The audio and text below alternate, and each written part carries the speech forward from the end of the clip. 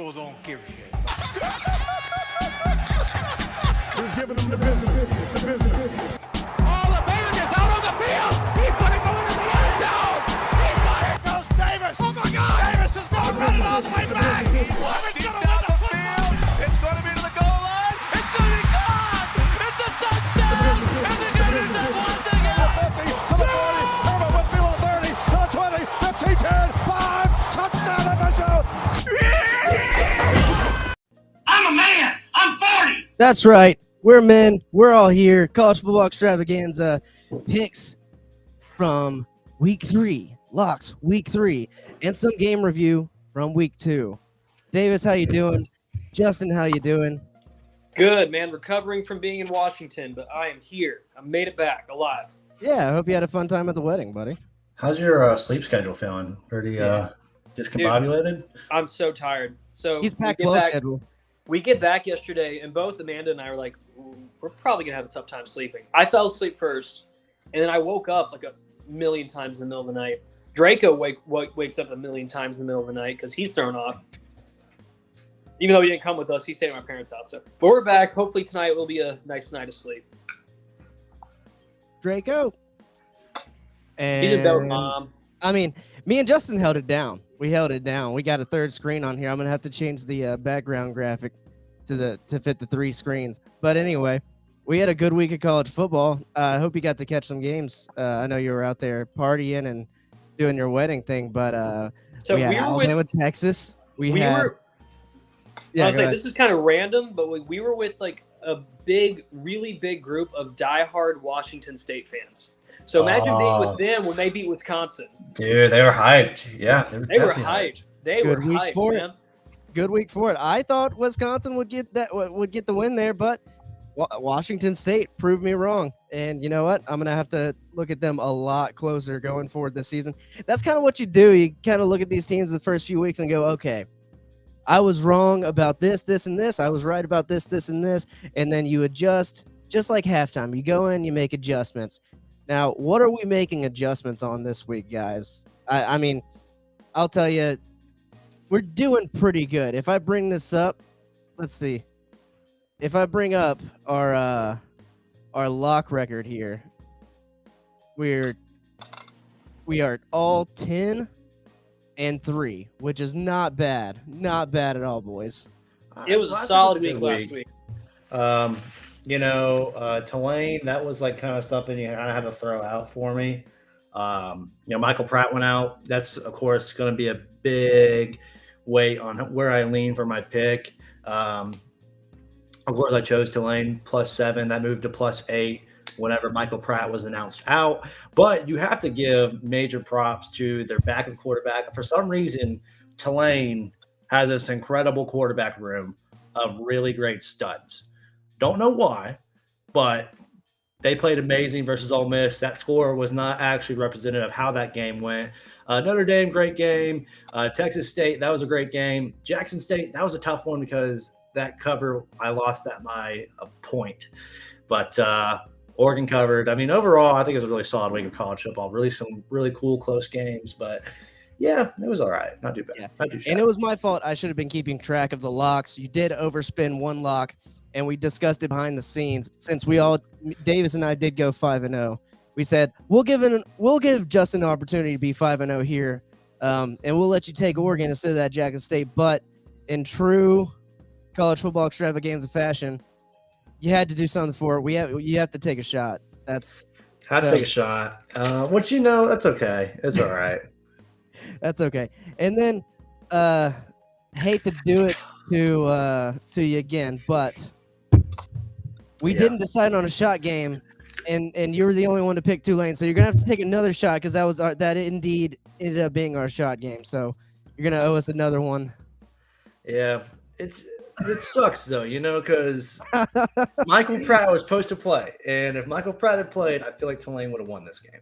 Hey, who was the quarterback that stepped in for him? I don't know him that well, but he did a very good job. He did a very good his job. last name's Highnote or something like that. He played incredible ball all the way throughout that game. He wasn't known for running, but he ran really well. He was overall just a really solid quarterback for him. That just was very surprising. Let's see the last name for him. I'm looking it up right now. I mean, he threw some Kai Horton. solid throws. Yeah, Yep, Kai yep. Horton. Horton, yeah. And I was watching the highlights from that game again, and just looking back on it, yeah, there was a couple picks there that he could have held off on, but at the same time, throws a pretty ball, kept Tulane in the game, and honestly, the 37-20 end score did not tell the tale of that game. Just big fourth quarter for Ole Miss. I texted you guys while I was at this wedding. I was checking in on the scores. I was like, man, this Tulane team really is a well-coached team because they were tied. They were tied in the third quarter. They were winning at halftime, and then you go into the fourth quarter and Ole Miss goes ahead and pulls away. Because I was a little surprised by the end score. You saw what happened there. I thought Tulane, even with the backup quarterback, phenomenal job. I think that there are still question marks around Ole Miss. There are question marks around Ole Miss, but don't discredit Tulane. Their defense I think their defense was what is the most impressive thing about this team. Like, they lost Tyjae Spears last year. He plays for the Titans now. I got to see him play in person Sunday covering the Saints game. But this game was a 30-20 game after Ole Miss hit a 56-yard field goal. I think it was 56-yarder. Yeah, a 56-yard field goal. Like, just out of 56-yarder in college is very impressive. It's very rare, but also extremely impressive. And it was a clutch moment of the game. It was if they missed that. Yeah. Two scores.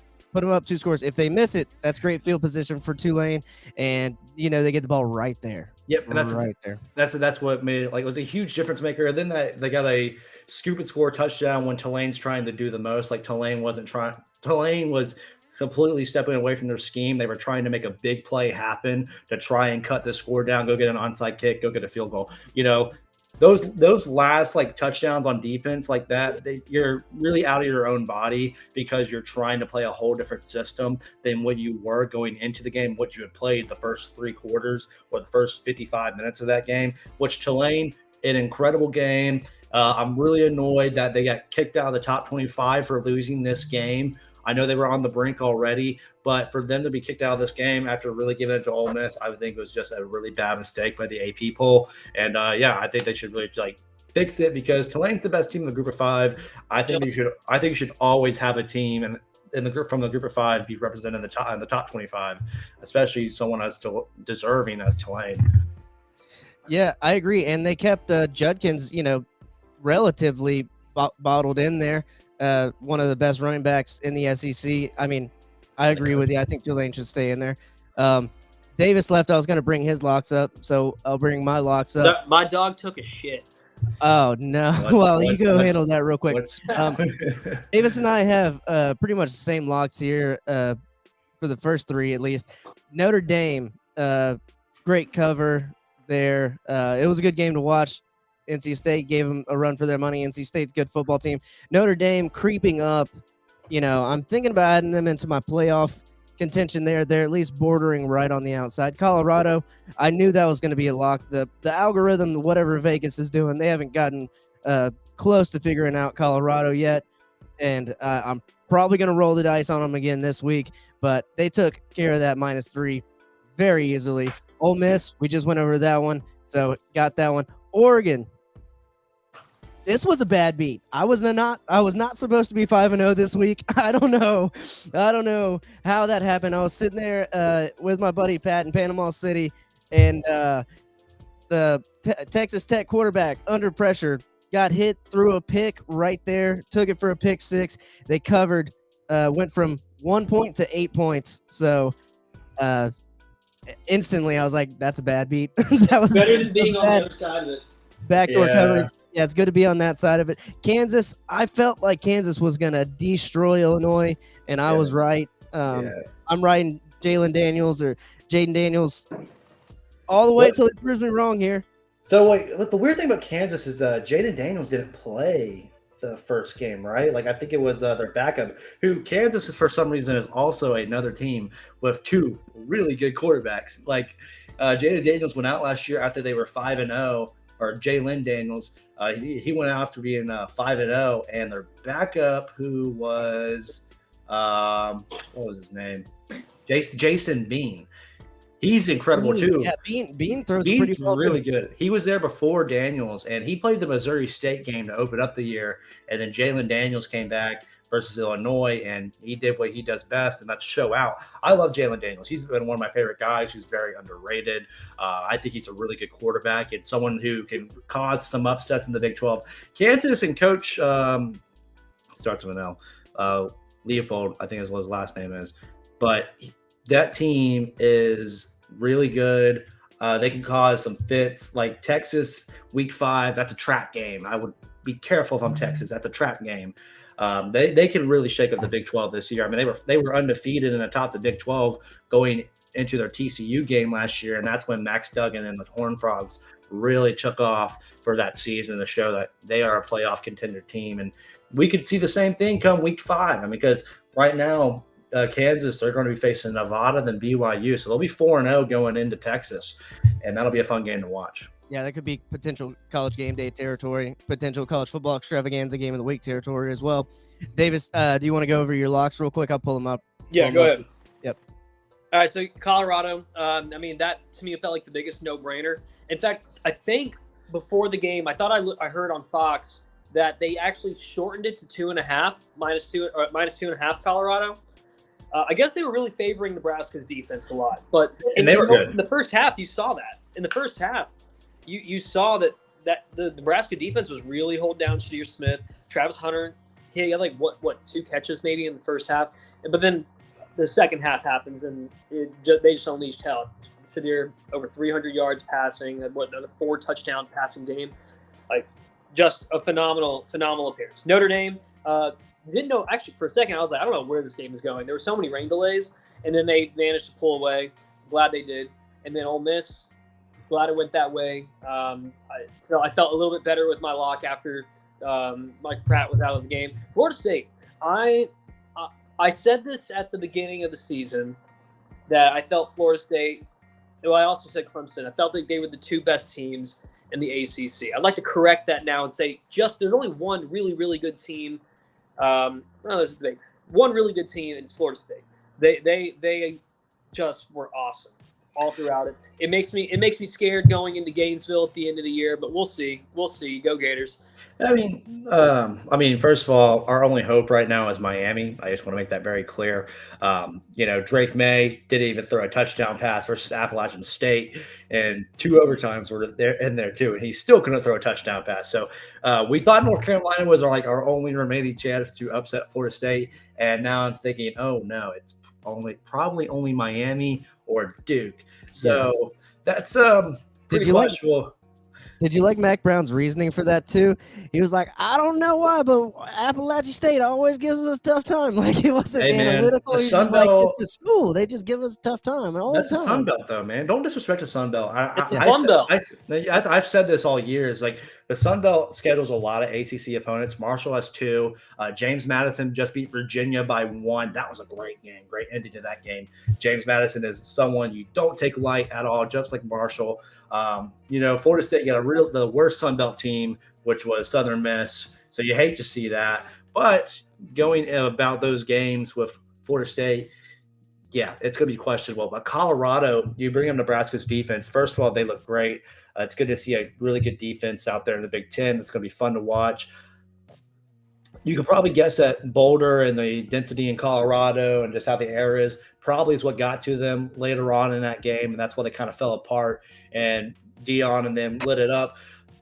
And once again, for a third week in a row, every week so far this year, a major market game day broadcast, whether it be Big Noon Kickoff, and now it's going to be game day this week, is going to Boulder. And that's just Neon Dion, the prime effect, taking full control over college football. And there's nowhere else to be in college football right now than Boulder, Colorado. And then I can't stress this enough.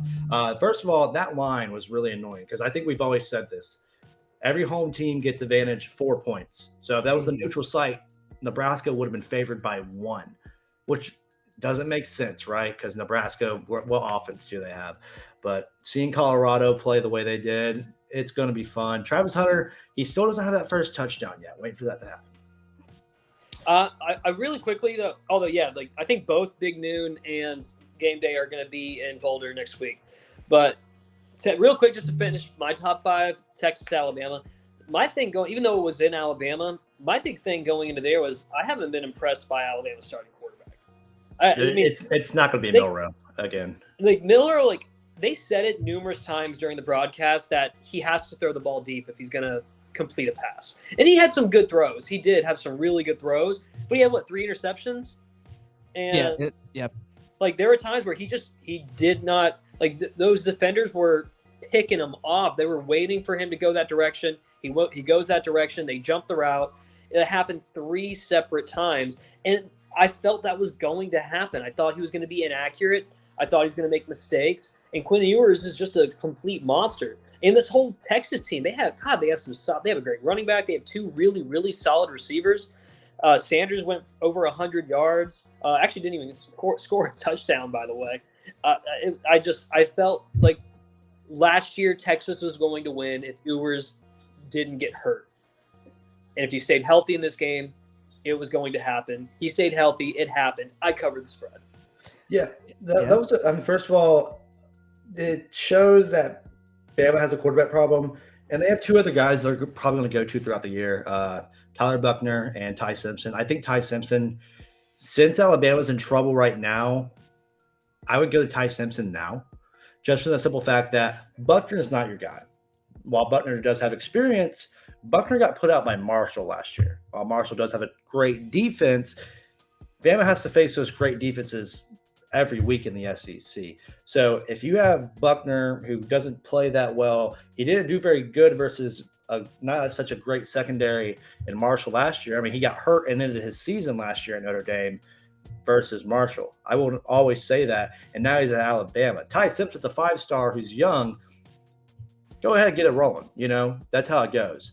And with Milroe, it's just I don't know. You hate to see it because the kid's super athletic. But can he throw that well? Not really.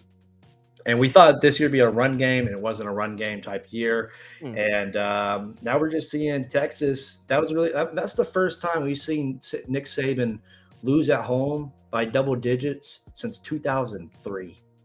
I mean, I think it is a run game here. I 4. think Texas's D-line is just that good. Texas actually has a defense this year, and that's what happens when you put a defense on a Big 12 team. They can score, and now they can stop you. And also, I think you guys are right about Milroe.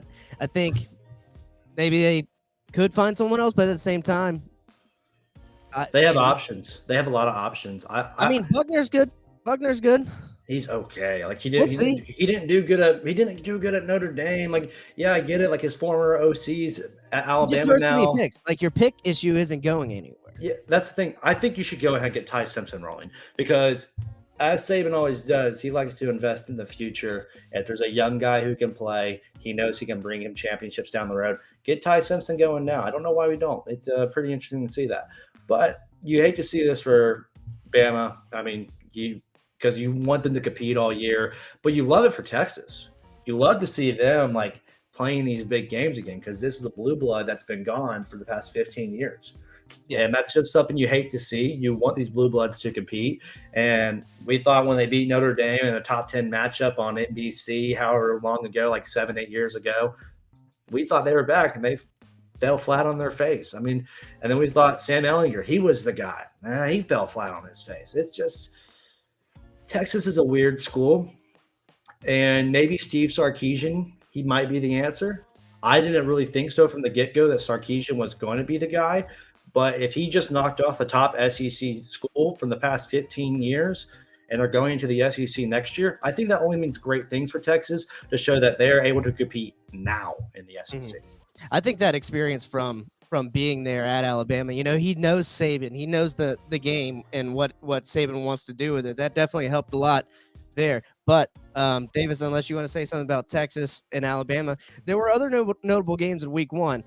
Utah comes back and beats Baylor. Baylor gave them a tough time. Utah still without Cam Rising. But but they might be getting him back soon. And Utah, I mean, that was a fun game to watch, man. It was back and forth. Comes in and beats them at the last minute. And also Miami and Texas. Texas A&M. Miami outdoes Texas A&M on offense and defense. And then there was a clip going around today or Sunday of Jimbo Fisher saying Miami simulated our snap count, with a smile, like they had that bad snap there on that 2-point conversion. The Miami guys simulated. I thought that was fun to watch. Davis, I knew you had said something. Say something while I'm picking out another one of these games. Oh yeah, okay. I will say, although Utah, they got the win. It was a strong win. I thought it was totally a pass interference in the end zone at the end of the game. There's Yeah. a few games with that.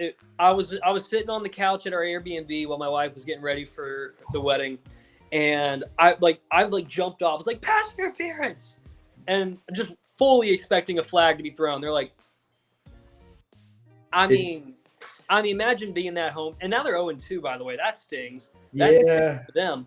And then it happens at home for them. That's a heartbreaker. You feel for them. I thought it was a clear pass interference, but what? I guess they didn't call it, so I guess it wasn't. That was so fast, my friend. I mean, I think it could have been called. I've seen worse calls. I've seen things called for less, pass interference called for less. But I am a fan of letting them play, unless it's egregious. I think there was a couple angles there where it was questionable, and then there was a couple angles where it did look egregious. So depending on where you're standing. If anything, I'm a defense guy. I'll say it. And that's good. That's good and all. I don't mind that, but that's that was a lot right there, because he had both arms wrapped around a guy, and it wasn't the only game that ended on a no call PI. UNC and App State ended on a no call PI as well, and you hate to see that because you like these games to be competitive. But A&M and Miami, that was a surprising game. It wasn't our most surprising game. I'll still give that to Wazoo over Wisconsin. That was my favorite game of the week when it comes to like a surprise. But for Miami to go in there and beat A&M, I was very impressed by that. I was pretty happy with that. Actually, really cool. Miami's backup quarterback Emory Williams and then Texas A&M's receiver Ray McCutcheon both went to Milton a year ago. They were playing at my high school together, balling out, and they were doing really good. And that was and now they're playing against each other. They didn't, neither of them saw the field, but they're both playing for Power 5 schools, and they were playing at Milton High School a year ago together. So that's pretty cool to see. You don't see that very often, I feel. Yo, Panthers. All right. Yeah. Yep. Local boys. Another notable game. Eastern Kentucky gave Kentucky fits, man, up until the very last, even though Devin Leary threw for 300 yards. Eastern Kentucky showing their stripes, man. They came in there and said, we're going to prove that we're the best team in Kentucky. Kentucky ultimately wins that game 28-17. But, if you're a Kentucky fan, that doesn't bode well going into an SEC schedule. That's all I'm saying. It doesn't sit pretty with me. And there was a lot of teams who struggled with these FCS teams and some of these, warm-up games, if you will, this week. Yeah, are they holding back? What's going on? I think a lot of them are holding back. I think that's a big thing. Clemson, they were having fits with Charles. What was it? Charleston Southern. Charleston Southern. Yeah, but then they ended up taking a poo all over them. 42-0 in the second half was quite the difference maker. But still, that was a weird game at the start. Mm-hmm. You see a lot of these SEC teams slowing down, going into these earlier games. I think that's just part of it. You're not going to show your ass. And LSU, they were starting off slow versus Grambling, and then they put up 72 on them. And a fun game to watch. I'll mention it because we were watching the whole time. It was on the big screen. The UCF game, the Knights won. Boomer with a game-winning field goal there, 18-16 there on the blue turf. And let me tell you, I used to love the blue turf, but when you're watching it on the big screen, man, it hurts your eyes, especially with Boise State wearing those blue uniforms. You can barely see. I can't imagine playing there. That's why the Mountain West doesn't let them wear all blue in conference play. But, UCF couldn't find them until the very end. They win. John Rice Plumlee throws for 272 yards. There was an amazing catch there by one of the wide receivers, got a foot in, kind of like Marvin Harrison Jr. just contorted his body in such a weird way. But that game-winning kick, like, almost made my buddy shit himself because it and S for shit because that football S'd into the field goal. Like it was going wide right or wide left, and then it came right back in there, man. So it was crazy. It was a knuckleball. It was a knuckleball. You see a message knuck. boards are buying this guy's NIL stuff already, saying thank you so much for getting us this win. Oh man. Yeah, I feel like I can't add more because once I got to that wedding, I was unfortunately checked out for the rest of the game, minus Washington State. Because everyone in that wedding was a diehard Washington State fan, and which was fun, by the way. You kind of love being in another atmosphere where like not everybody roots for Washington State except for Washington, right? Mm-hmm. That corner of Washington where that university is, like they're just going crazy for it. Where we are. And we're staying. I loved watching that. I loved seeing that fandom. It's so unique. It's so fun to see. Iowa gets the win in the Cy-Hawk Trophy game over Iowa State in a traditional Iowa State score, 20-13. Who would have guessed it? And Wake Forest beats Vanderbilt 36-20. Again, who cares? I don't like. Who cares? Yeah, that's a good. What was that? What was that? Sorry. Who cares? Who cares? Yeah, I'm getting all our sounds back. I finally found where they are, so I'm gonna get the sounds back. But that brings us to Auburn, California. Pretty much the late game. Oklahoma State beat Arizona State there. I was watching this Auburn, California game a little bit. Tough win there for Auburn. They go across country, cross time zones, play the latest game that Auburn's ever played. And get the victory, 14-10. That was a hard-fought victory. Oh yeah. Yeah. All right. That brings us to week 3. And going into week 3, Michigan State fans got some news. Mel Tucker, their head coach, I don't know if the news is broke, if he's getting fired or released yet, but sexual allegations against a Title IX expert? What is this? So without like me knowing 100% of what's going on, he's been accused of sexual harassment. He gets suspended with his job being in jeopardy. That was how they worded it, which always leads to you getting fired. It's going to be a very quick investigation. Mel Tucker's already come out and said that this whole thing is basically rigged to fire me.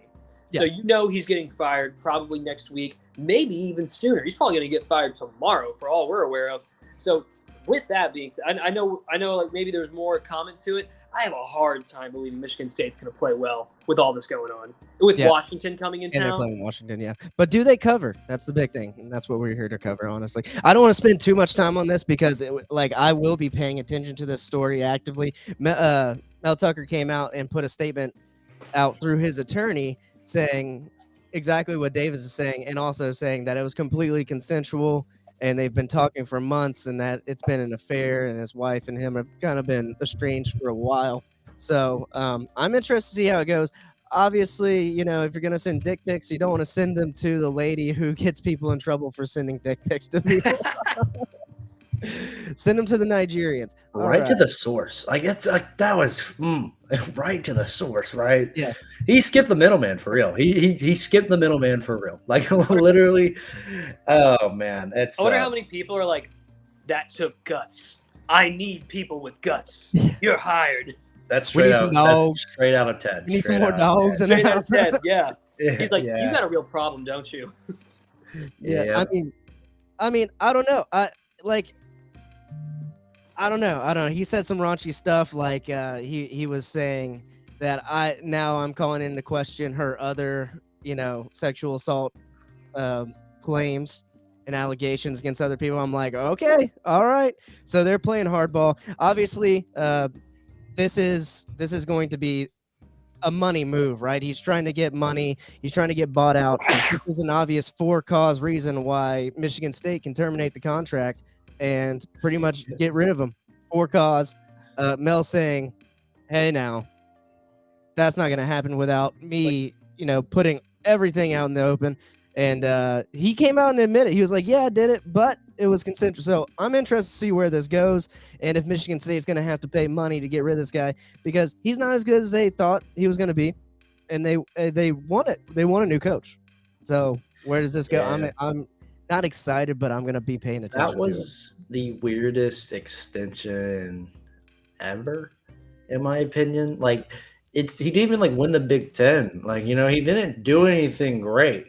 They gave him huge extension. Yeah. So massive. Like it was like what 90 for 10 years or something. Yeah, we were talking about it last year. So I mean, they saw something in him, and then they were like, ooh. And now this might be a reason to get out. Might be. It would be if weird. It's weird how the world works, man. It really is. It's crooked. It can be crooked. That's for sure. It's weird society, but yeah. Yep. All right. Now, how we're going to do the locks this week. You got a lock. You're going to tell me while we're going through it. We're bringing it up. Here we go. Well, also, before we do that, let me go ahead and share this since it was brought up. We like to build a community over here. If you want to join our college football extravaganza pick'em, it's right there in the ESPN app, in the fantasy app. CFB Extravaganza. Currently, 850 Knight Charge On is winning with a 13-7 record. It's spread. We got Lazy E. Lazon, I guess we could say a frequent guest of the podcast, Ohio State fan. He's in second, and I think we got another fan of the podcast, Joey at Go Knowles in third. So there you go. Well, tied for second. Putting me to shame. I'm all the way in fifth. But you know what? My locks are good. Locks were 5-0 this week. So whatever. We're gonna get to the whatever. Yep. Since we were on the game, like Washington is one of my locks. I like I said, I think Michigan State is not going to play well with all of this going on. Yeah, it's a home game, and you could argue maybe they're going to rally and come together as a team despite what's going on with their coach. But most of the time, it just doesn't happen. And Washington is just too good of a team. I'm locking in Washington at -16. Give me those boys. Give me them boys. What's the spread again? It's -16. Yeah. Yeah, I'll throw on that. Give me a lock. All right. This is not what I meant, but okay. I'm trying to get the graphics ready at the same time, but we're gonna go through the games like we do normally, and then I'll see what I can do. I'll see if I can remember. What did you mean? I meant like we're gonna go through the games and then we do your locks like normal. And we do okay, so we'll do that. So and then I'm gonna type in on the side here so we can maybe throw them up. Okay, so in the show. You're gonna. We got the one. We have one. We have a tease lock. We'll call it a tease lock. Yeah, tease lock. There you go. All right. Week 2. I mean 3. Oh, my bad. Week 3. Miami playing Bethune-Cookman there on Thursday. Who cares? $2 tickets. No one's gonna go to it. Tickets as low as $2. You can get into that game for a bottle of water if you're savvy enough. Navy at Memphis. Navy at Memphis is a fun game to watch, but Navy's not too good this year. I don't know too much about Memphis. I can't say anything about those. Any takes there? No. Going once, going twice. No. I don't know anything about those teams. Yeah. Get out of here. Other than Navy got their ass kicked week 1 against Notre Dame. There you go. Virginia at Maryland. Just expect Virginia to get wally-whopped again there on a Friday night at Maryland. They had a lightning delay against James Madison. All the Carolina games did. All of them had. Yeah, there was so many delays last week. Eastern Carolina, Marshall was playing there, and that game was on like a 2-hour delay. North Carolina State and Notre Dame, that was on a 3-hour delay. Virginia James Madison, Virginia Tech Purdue. Everything was on like an hour, 2-hour delay. Like it was messing up TV schedule. Like Marshall was scheduled to play on ESPNU. And then Florida McNeese came on while we were still in delay. So they booted it off to I think the ESPN app. Like TV schedule got really messed up because a lot of games had to get booted to like ESPN News. Some games that were supposed to be scheduled but weren't as big got booted there. Like it was a weird day for TV for sure. For sure.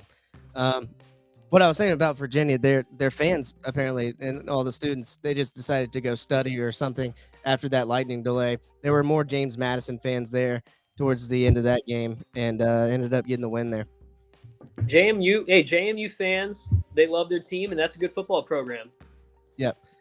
First game here, 11 a.m. at Boston College. Florida State going to serve up some whoop down. That's what I got going on right now.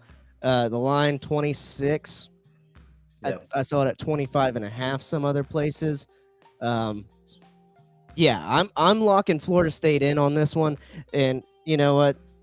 Give me the Illuminati lock here. Florida State, don't call it a conspiracy. They're the real deal this year. They're gonna whoop Boston College, and I think they're gonna cover that minus 26. Yeah, I'm tempted to follow suit there. This is just a really good, consistent team. Mike Norvell has done a fantastic job. Jordan Travis, he's over here setting records at Florida State, and as he should. He's been there what feels like forever. He's waited his turn. Like, he's had to be patient. He's kind of had to battle for his job for like 3 years. Last year settles in. This year he's doing exactly, honestly, kind of what we were hoping and / expecting. I'm talking myself up. Let's go ahead and lock him in. Lock him in minus 26 at Boston College. Yeah, this is a I think in reverse Terry lock. It's a very achievable game. I don't really. 26 is a weird line for me because a lot of stuff can happen in garbage time after starters are taken out. I wouldn't touch. I would normally agree with you, but I think FSU and FSU fans, they're already talking about Jordan Travis Heisman, or putting all this pressure on. I think they've been saying that since last year, right.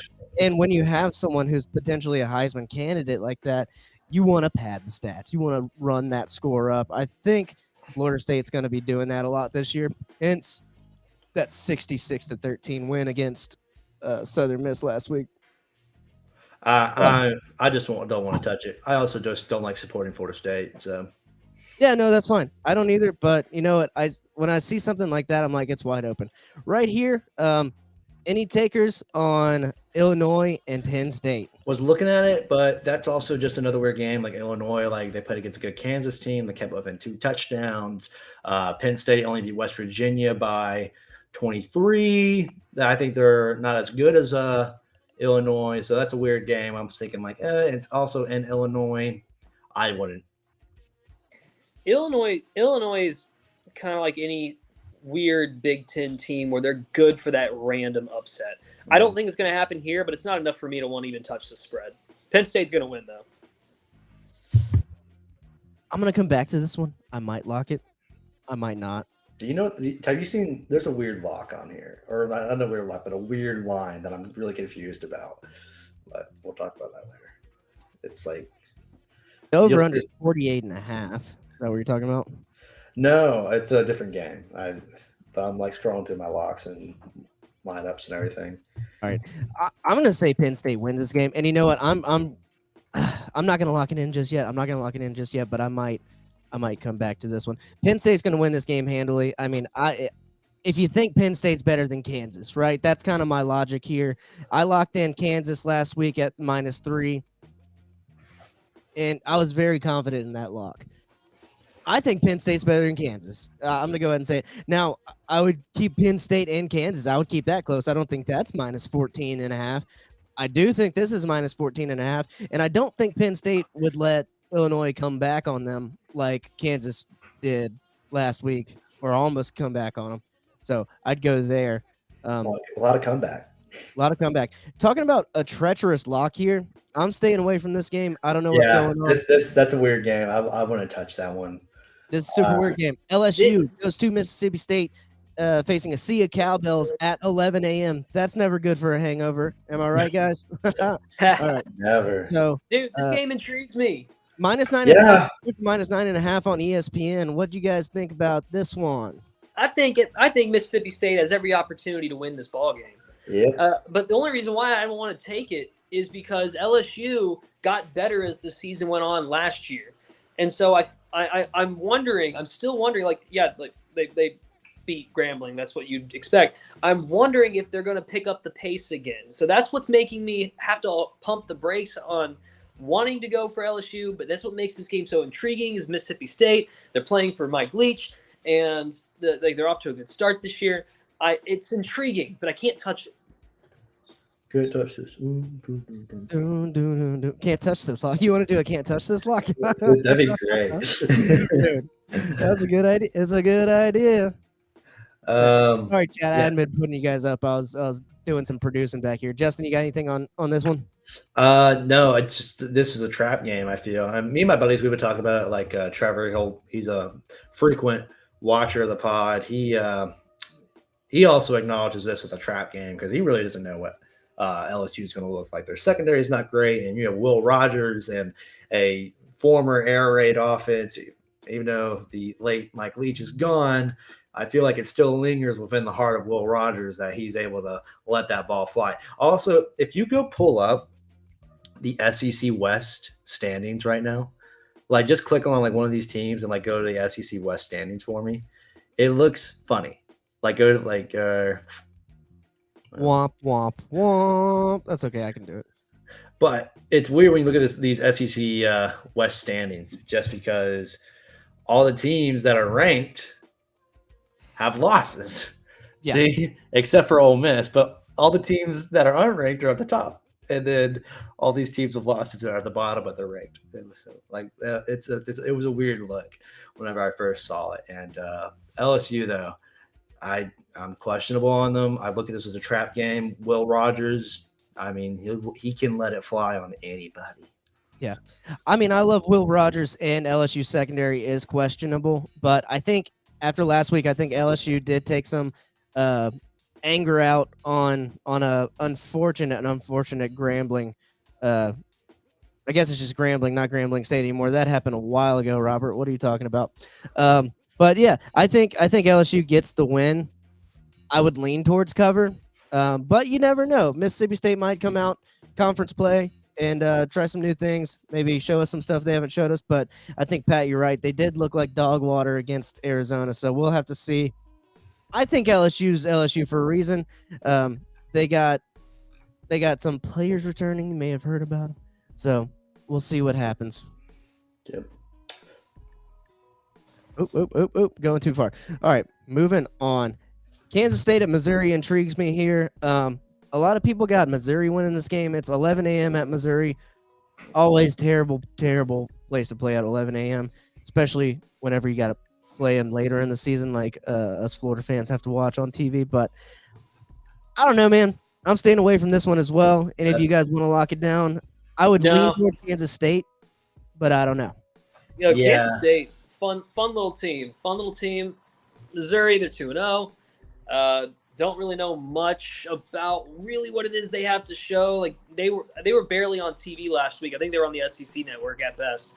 So I can't touch this one. Although give me Kansas State. Well, give me Kansas State to win, but we won't worry about the spread. There you go. Yeah, I mean, I agree. Kansas State's a good team. Maybe cool to see Missouri win that game, but I like having Kansas State in the top 25, so I want them to win. There it is. I want them to win too. I like having them there. I always love the Kansas State Big 12 championship spoiler. You know, you got a team that's just plowing people over like Oklahoma back in the early 2000s, or TCU, who's obviously going to the national championship, still went to the national championship. I love when Kansas State always spoils, but they're like, but we're not gonna make it to the party, but we're gonna make sure you don't have a good time at the party. Yeah, we're gonna make it a little rough for you on the way. We're gonna make it rough for you. Yeah, they always play tough. Yeah, I don't think they're as good as last year though. So we'll see. And Missouri's hyping themselves up. This is a water temperature mark for both teams for me. I'm gonna watch it and see how it goes. All right, moving on. We got Notre Dame hosting Central Michigan. The spread here is absolutely insane. Usually Central Michigan is not a bad football team. I'm not sure what they've been up to this year. Lost bad. Is McElwain still their coach? I think Jim so. McElwain? It's not going to be on there. It No, is. We don't have be to on there. sidetrack too much on that. I was just curious. I genuinely don't know. I don't remember. I from what I know, yes, he is. But I can pull it up real quick. Yeah, while you're pulling that up, I was already searching it, but nope, wrong. Google He is wrong. the head coach at Central Michigan. Okay, I mean, I'm not gonna say anything bad about McElwain. He got us to the SEC championship for Florida, at least 2 years in a row. But Everyone did. I mean, that's like the notorious Florida thing is to get to the SEC championship your first year, unless you're Billy Napier. Unless you're Billy Napier. But you know what? They didn't recruit like he did. He's at least recruiting some people coming in next year. This spread, though, in this Notre Dame game, 34.5. I'd be inclined to take it. It's just a lot of points. I don't like doing that, especially with my locks.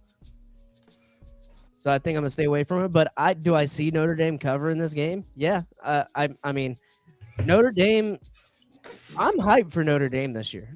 And normally I'm a hater. Normally I'm a Notre Dame hater. I'm like, oh, they're overrated, this and that. They got them sitting at 9. They're sitting pretty. I don't think they might not cover here. I mean, because they might chill, take an easy game because they gotta they host Ohio State next week. They might take a breather. See, and that's a good point. With Ohio State next week, you don't want to show all your hand. You want to keep everything tight, make sure there's no injuries, sub in and out players. After this game, great they have point. The next 4 games are top 25 matchups. So, or they're only top 25 matchups right now. They get Ohio State. Then Ohio State. That Duke game you weren't really looking at before the season, preseason.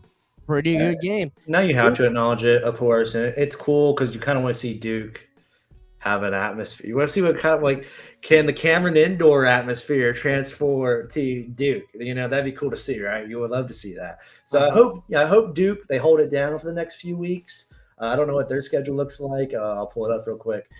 They go Northwestern, and then they go UConn. So they're going to be sitting pretty at 4-0 going against Notre Dame coming Undefeated. up. Mm-hmm. Notre Dame, they might be 4-1 or they might be 5-0. We don't know. Yeah, we'll see. I mean, right now, maybe preview to next week. I hope Ohio State maybe walks in there undefeated. I don't know. We'll see. We'll see. I don't know, man. There's we gotta get a guy this week. We gotta get a guy. Both teams could be undefeated for that game. Both teams could be undefeated for this USC game. Notre Dame has their destiny before them this year.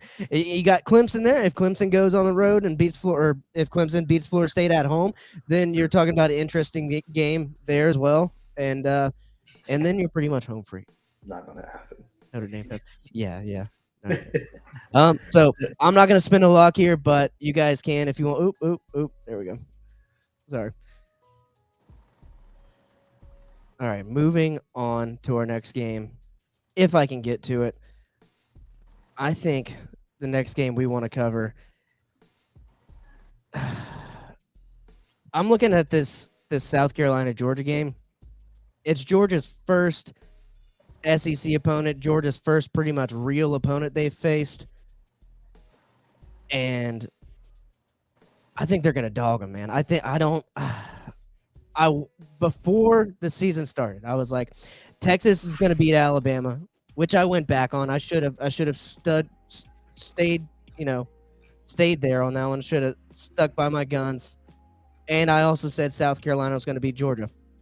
I'm not going to stay by my guns on this one. South Carolina is going to – Spencer Rattler is going to be under constant pressure this whole game. They don't have a no line.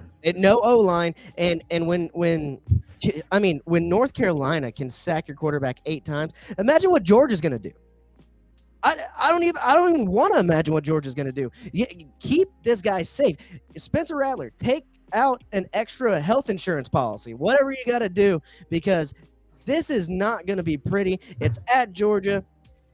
The Dogs could cover. I don't see how, unless Spencer Rattler throws for 500 yards and that offensive line turns into a brick wall real quick. I see Georgia covering this game. It's 27.5 points. I can't spend a lock on that, though. Can't spend a lock on it, but I see him covering it. I'm going to spend a lock on it. because why the hell not? I think Georgia's going to come out here firing. And I'm looking forward to see what Carson Beck is going to do in like his first premier, and I'll call it premier SEC game. It's CBS, the first Saturday CBS game in the SEC at Sanford Stadium. I think it's going to be a raucous crowd. I like kind of what you're saying. We're talking about Spencer Rattler just feeling the pressure all game long. Although he's had a decent, okay start to the year, he's completed almost all of his passes. Actually, I think that this is going to be a fun test for Georgia. I think they'll rise up to it. I think let me take a risk here. I took a risk last week, I thought, with Florida State, and it paid off for me. I'm going to do it again with Georgia. All right. You're going to get a good lock here.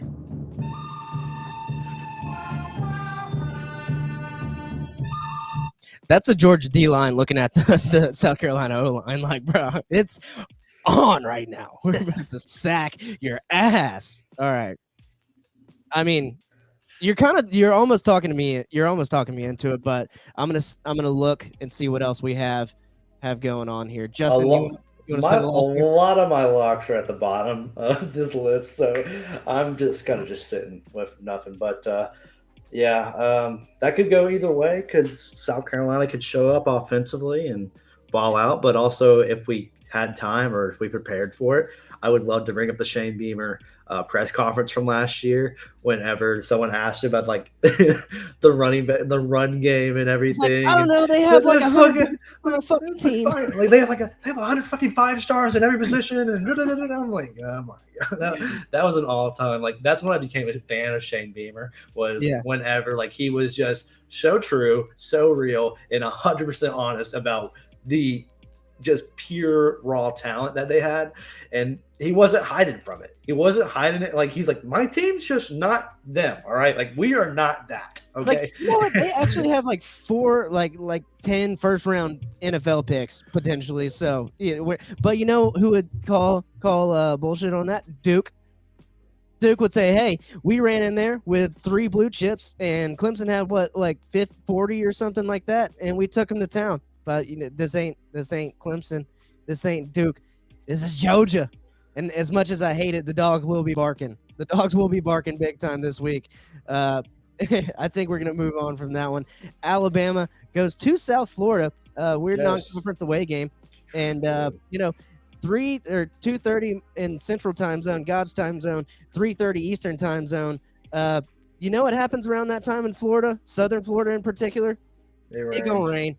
It's gonna rain. There might be a weather delay here, so watch out for that. But I think Alabama comes back big time. There's a big time spread in this one again. It don't matter. Whatever the spread is. Let's just go.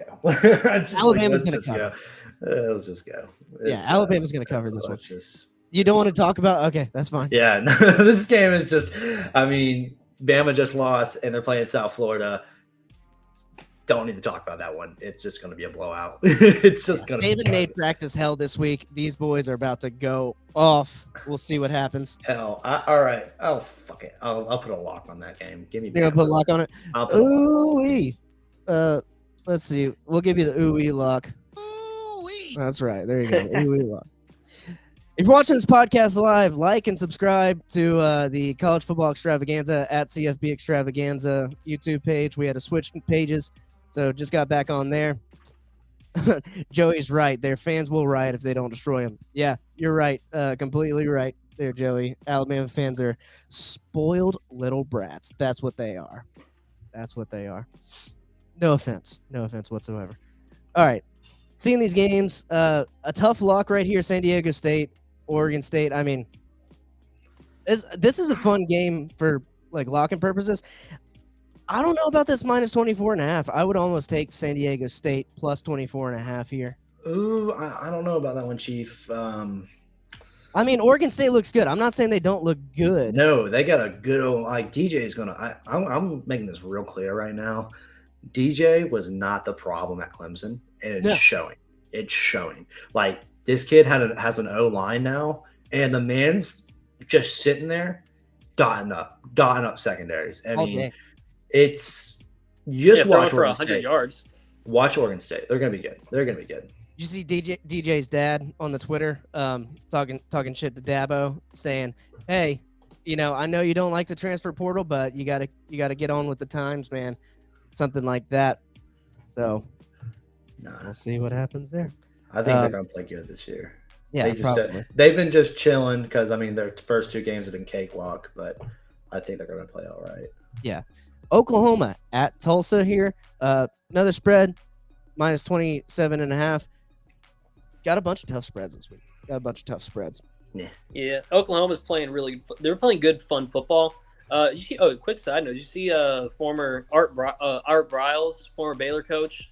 His son-in-law is the offensive coordinator at Oklahoma, and he was on the field after the game, and there were a ton of fans pissed off about that. So Oklahoma was real quick to say we are never letting that happen again. All righty. I think Oklahoma runs that one. I don't know if they cover or not. I would take Oklahoma to win. I don't know about covering. After they let SMU kind of hang in there this past week, I did a complete switcheroo. I did like 2 switcheroos this year. I had Texas going in the Big 12, winning the Big 12. After week 1, I was like, I don't know, Oklahoma looked better. And after week 2, I was like, Texas is definitely better. So I'm just sitting here fence riding and jumping bandwagons here in the Big 12. Just say, Rob, just say this: whoever wins the Red River rivalry is your team. Just say that, and then you're good to go. How about that? That's going to be the Big 12 team. But then, I don't know, because then they might lose to Kansas State in the damn Big 12 championship. That's how the Big 12 works. That's how it's always worked. I'm using old man logic on this one, saying, hey, Appalachian State, they always got our number. Miami, Florida State, always going to come back in the fourth quarter. That's what I'm doing this with my Big 12 picks and even Pac-12. I don't know, man. All right, moving on. Good job, Washington State, UCLA, but y'all are playing no ones this week, so we're not going to cover you. UCF, you're playing Villanova. Pat, y'all are going to cover whatever that is. Who knows? There might not even be a line for it. That brings us to Tennessee, Florida. Where are my Gators at listening to this game? This is an exciting game. This first SEC game back in the swamp. And, we're wearing blue. They told the fans to wear blue. Tennessee struggling with Austin P. Did you skip a game? I think you skipped a game. We'll come back to it. Find the game I skipped, and we'll come back to it. But right here, Florida, Tennessee. Tennessee's favorite, minus 6.5.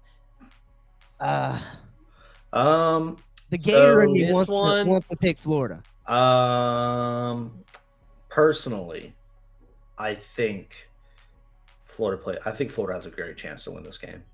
And a lot of people are going to say I'm crazy, but I think Florida has a good chance to win this game.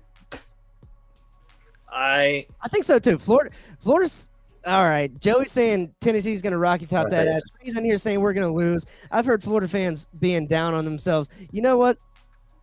I think we have an okay chance at winning too. So I'm going to go ahead and just reach out and do this one. I have a lot of reaches this week, and my record may get fucked over. But give me Florida to cover. I like it. No, I mean, you got to take some risks here. Because here's the thing. I have Florida winning this game. I'm going to make that real clear. I have Florida winning this game. And this is a game where we're going to see if Tennessee is as dominant as what they say they are, or if Joe Milton is the same sham that we've been seeing in the past. This is where we see it right here, right now. And if it bites me in the ass, it bites me in the ass. All right. We learned a lot about Tennessee from this game. This isn't a game that we learned about Florida. This is a game that we learned about Tennessee. I think if you go bump out in the swamp to 90,000, then you're doing it right. Mm-hmm. All right? That's all I got to say. If you can go bump out in the swamp in front of 90,000, Tennessee's going to be a good team this year. But I don't think Joe Milton's that guy. This is where this is a make or break game for them. I will say that. They're going to be testing it deep. They're going to be testing the deep ball after watching Utah come out and on that first play, throwing that long ball. And Florida's got to be expecting it. And they're going to test that young secondary, and we're going to see how it goes. But Milton did not impress me all that much last week watching the Austin P highlights. No. Maybe they were holding back. We'll see. Maybe. I'm taking the under in this one. I'm locking it in. I think that Florida, they're going to be testy. They're going to be testy against Joe Milton. They are. I think they're going to make him struggle. But I think that Florida offensively is going to really have a difficult time moving it against this Tennessee defense. I mean, yeah, they're at home. You do have that hype behind you. It was a solid win, but against Mich State, I mean, come on, man. I think right now, I have to see the Gators continue to improve. But defensively, you saw a tremendous amount of improvement against Utah, and Joe Milton historically struggles against really good defenses. So I think this is going to be a lower scoring game, but Tennessee will win. And lock me in on the under. I locked you in. I hit you with my man. I'll hit you with it again. That's okay. Yeah, no. I think I got one more left. I have two. Yeah. I'm counting them up. I know where I'm doing my last one. I got 3 right now, so I got 2 more. You got 2 more, Davis. No, I had Washington, FSU, Tennessee, FSU, Florida under.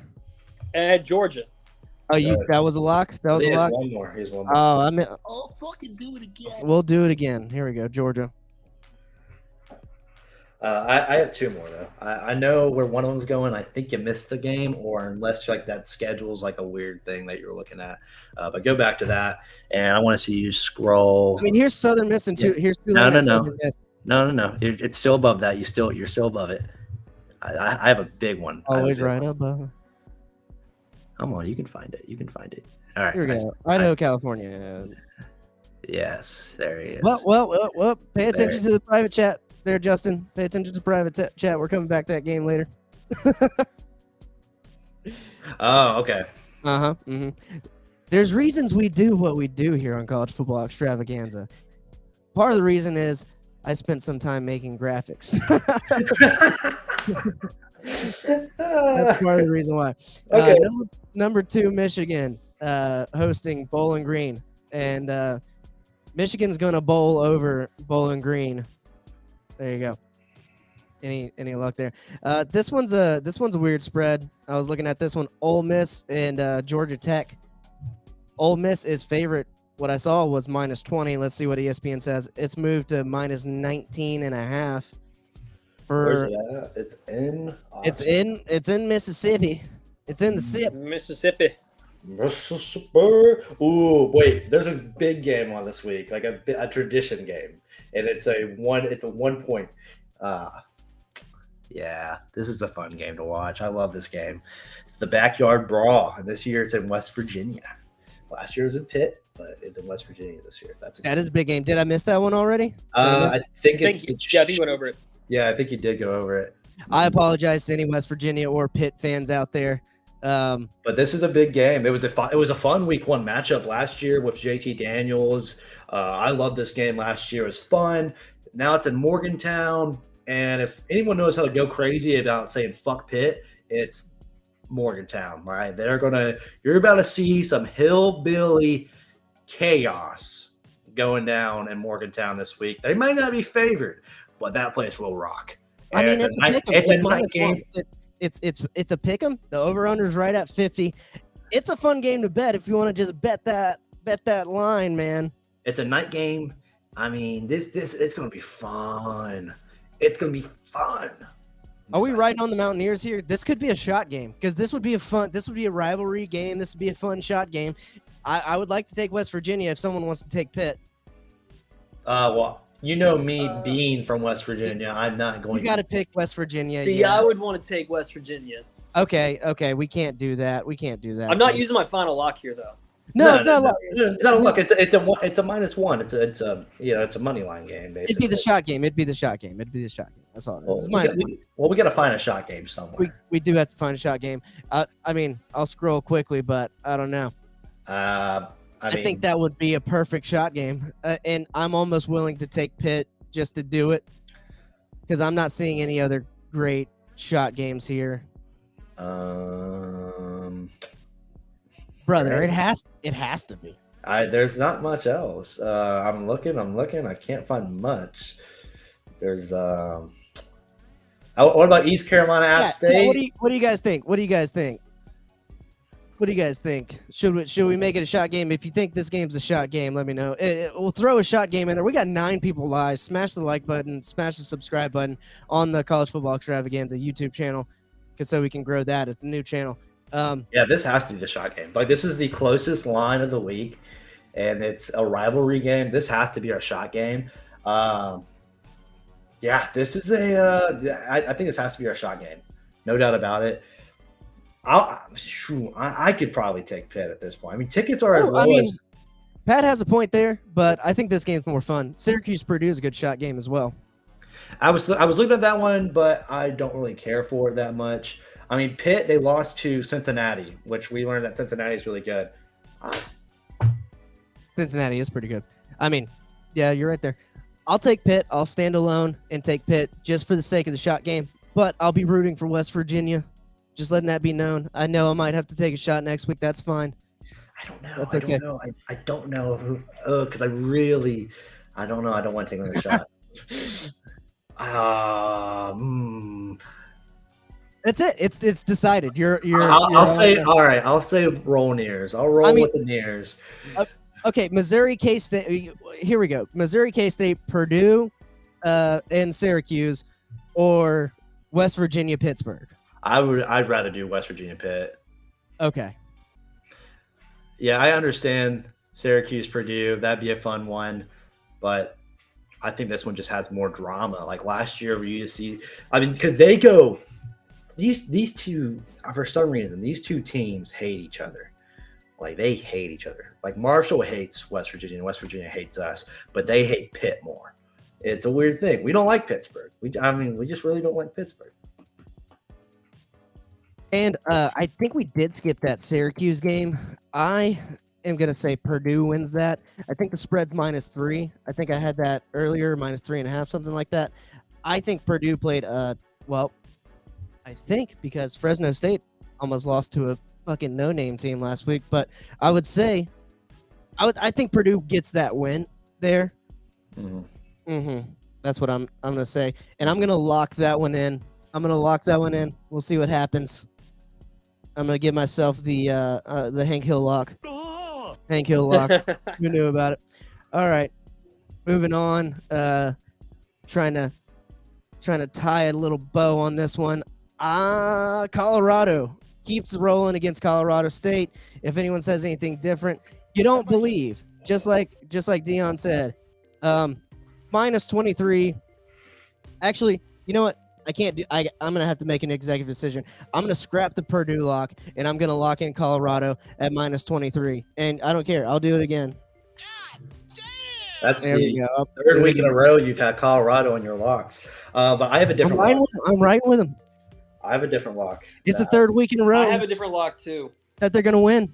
All right, Davis, you go first. I think Colorado's going to win for sure. Because also, you don't want to go against Dion. He'll call you out. Oh, for sure. He's got the receipts. He has the receipts. He's like the coupon master, man. Like he keeps everything from the stores, right? Like he's gonna keep everything, and he's gonna bring it back.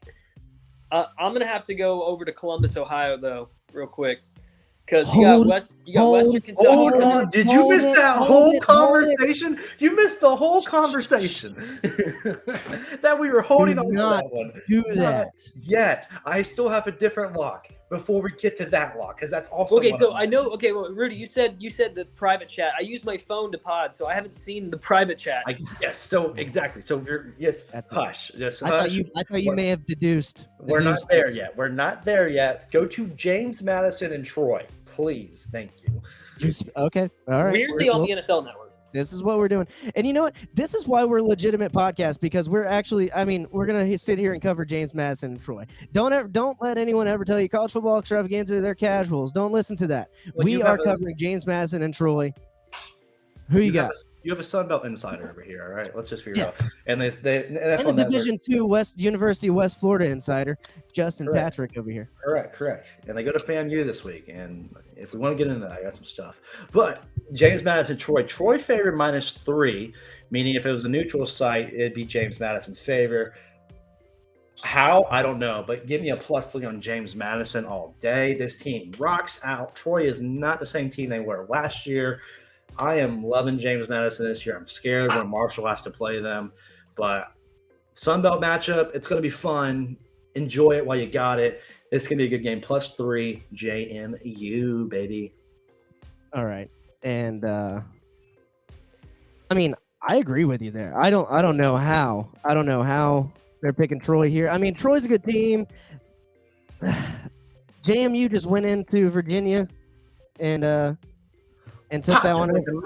They popped them in the mouth, you know. I don't know. I would stay away from this one, but you're our Sun Belt guy, so I'm gonna trust you on this one. I'm gonna trust you big time on it, and we're gonna say that JMU gets the victory over Troy. You know, Troy's our neighbors, man. They're right there. They're right up there. I mean, I'd rather take South any day of the week over that school. That's for sure. Well, I mean, South's closer. South's closer, and you're right. I would too, but I'm speechless here. I'm speechless. You're going against a local team. All right, that's gonna bring us to the game of the week that was. People tried to spoil it. Y'all tried to spoil it this whole podcast. Wouldn't let it happen. I would not let it happen because I made this graphic.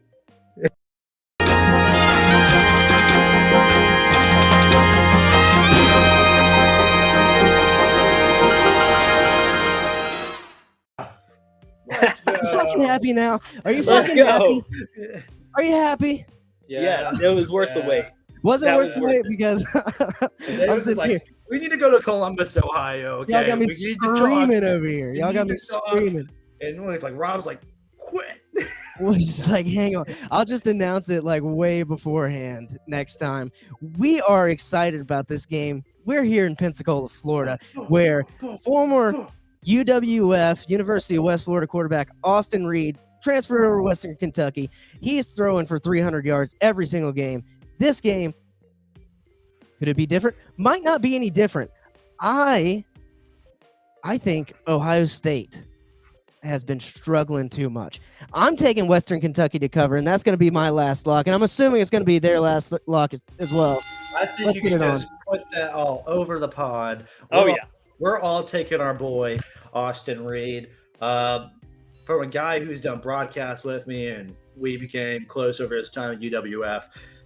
This is a game where, and I'm even an Ohio State fan. I got family that went to Ohio State. I'm always going to root for Ohio State. But with the way they've been playing, it's nonsense, all right? And Kyle McCord, his name just sounds like a quarterback that fails. I want to make that real clear. That does not sound like a winning quarterback. CJ Stroud, that name has like, oh, yeah, that guy sounds like a winner. Kyle McCord, that guy sounds like he loses football games. And Oh, shit. surprise whenever you hear that Western Kentucky goes into Columbus, goes into the shoe, and Austin Reed puts up a number. Because first of all, everyone's coming to me recently and being like, Austin Reed, why is that guy not playing at a Power 5 school? Mm-hmm. He could have last year. He had a couple teams reaching out to him. He definitely had a couple. He had a teams couple reaching out to him. He had a couple reaching out to him. But people are like, I got Alabama fans talking to me like, we should have got Austin Reed, man. I was like, could you imagine Austin Reed at Alabama? Man, I mean, Florida could have gotten him, right? But this guy is one of the best quarterbacks out there. He's easily a top 3 group of 5 quarterback. He's going to be drafted if he just does what he's done every year he's played in college, and that's put up 4,000 yards, 40 touchdowns. Right now he's at 589, 6 touchdowns. His first game was really ugly. This most recent game, though, he had his completion percentage really good. He went 27 for 33, 253 yards. Against USF, went 29 for 50 for 336 yards. I think Austin's going to do really good. I think, put me down for the cover, of course. Ohio State's been struggling, and this is not a team that you want to be struggling against. And don't be surprised if somehow, some way, Western Kentucky pulls off the upset.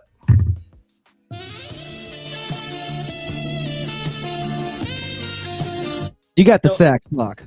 So, I mean, I think in a perfect world, I would love to see an upset. I mean, that's a major, major upset. Mm-hmm. Western Kentucky going in, beating a top 6 team out of Ohio State. Like you guys have been mentioning, they've been struggling a little bit.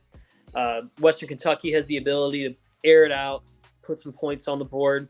I can't go. I think you're a little crazy saying that they have the opportunity. They could win, sure. Like, I don't know if it's going to be that close. But when you give me a spread of -28, I mean, that's like, you're just baiting me, right? You're baiting me. You want me to take that bet. I'm going to take it. I'm taking that. My last lock is going to be Western Kentucky plus 28. I see this maybe being like a 17-point difference, maybe even a shootout at one point. But I think that you got to imagine Austin Reed's going to they're going to give him the ball. They're going to say, throw it as far as you can, as much as you can, and let's see what happens. Look, Why are you? Western Kentucky. my bad. No, you're good. You're good. Western Kentucky is, in my opinion, stronger offensively than Ohio State at the moment. And they have a better quarterback, in my opinion. And they also have. How's that defense look though? Their defense is solid. They got a good front seven. They got a couple good linebackers in there who do really well. The secondary is the most questionable thing going in this game. If McCord can let it fly, he's going to let it fly. Like Marvin Harrison's like the thing where it's like this guy can go put up like 3 touchdowns, right? Like they don't really have a secondary to match up with them. So the only way Western Kentucky does compete is if they're just slinging it back and forth on each other, which is possible. They have Malachi Corley, who led the nation last year in yards after catch. They have Austin Reed, who led in passing yards last year. I mean, they have the weapons to get this done. That is for sure. Yep. All right. And that's going to bring us to our locks. I hope Western Kentucky gets the win here. I think they could upset them with how Ohio State's been playing, but we'll see. That'd be a massive upset. Probably the biggest win of Western Kentucky's history. Oh yeah, it would be. It would be in Columbus. So I'm rooting for it, man. And Lazy, if you're watching this, go Hilltoppers. Oh, we're gonna bring it to our locks.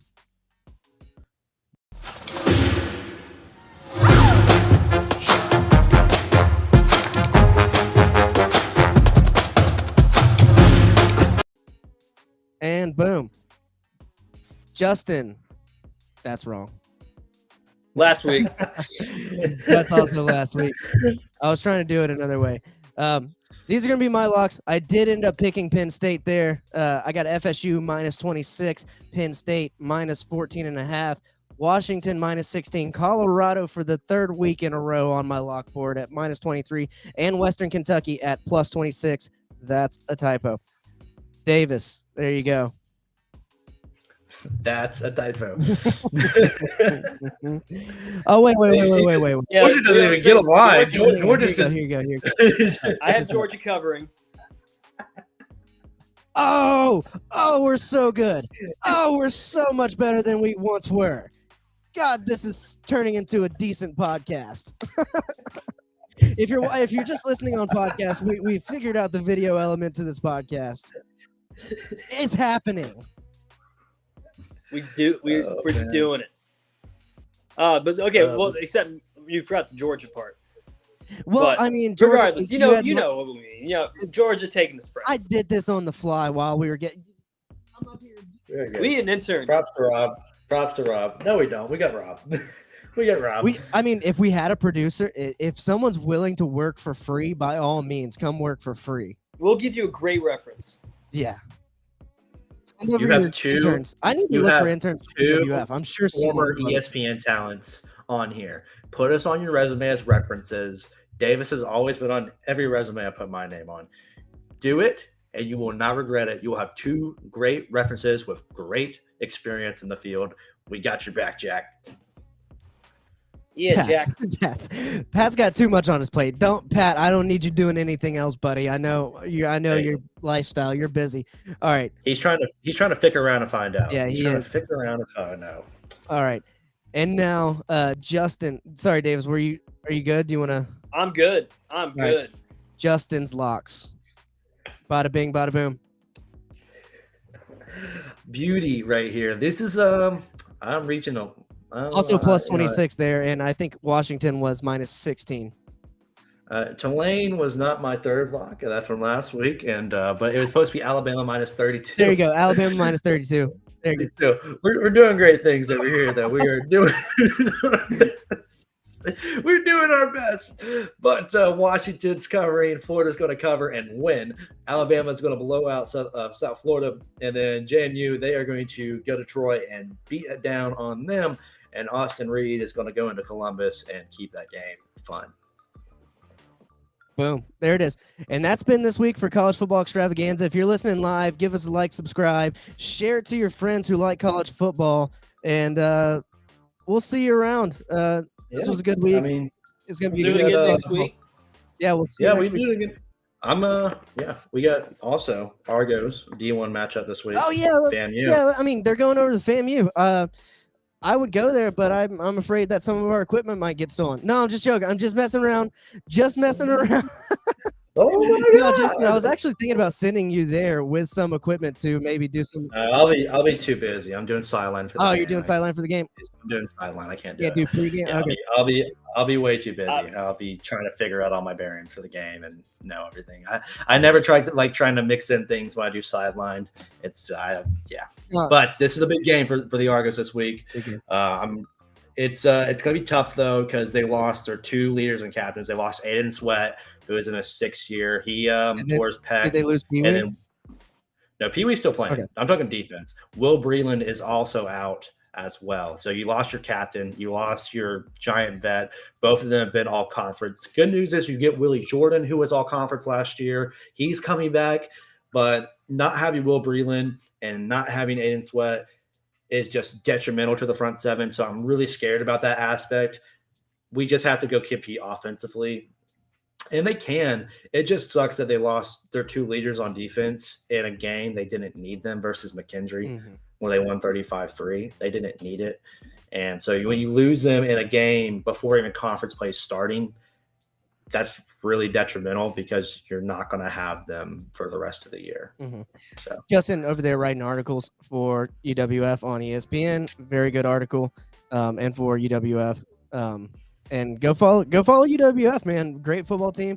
Maybe one day we'll get to play some of these D1 schools like Florida State and Florida. You know, that'd be fun. I always love these games. These are my favorite games to cover with them. I was at the McNeese game 2 years ago, and we won that game. Of course, we had Austin Reed at quarterback, and now we have Pee Wee.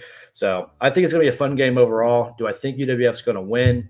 It's possible, but after the recent news, it's going to be a lot tougher than what it was 2 weeks ago. I went to the first game. Marcus Stokes got in there towards the end, and he looks like a stud. He still looks like a stud. Obviously, Marcus Stokes, former D1 commit. He was committed to Florida, and then controversy struck as someone caught him singing a rap song with all the lyrics, and you know, they got him there, so maybe he might get a chance to get in the game. He's got a couple chances, and he runs the ball great. He's an athlete, and maybe if it's not connecting, I know that in that game they went to Michael Rich as the backup, but I think over time and maybe even this week, Marcus Stokes, he's probably the biggest competitor that we have that can compete with FAMU on this stage. So I would like to see him get some playing time, especially if Pee Wee's not connecting. Yep, especially if Pee Wee's not connected. I'm going to be watching that game. I definitely am. But this has been College Football Extravaganza. Like, subscribe for weekly episodes. We're trying to do Mondays at 7:30 Eastern time, but we're working with sporadic schedules, so we'll try and fit them in during the week, definitely before Thursdays every single week, and I'll try and get an hour notice at least on the post here on the live. So with that, we're out of here. Peace. Have a good one. Thanks for joining. These people don't give a shit.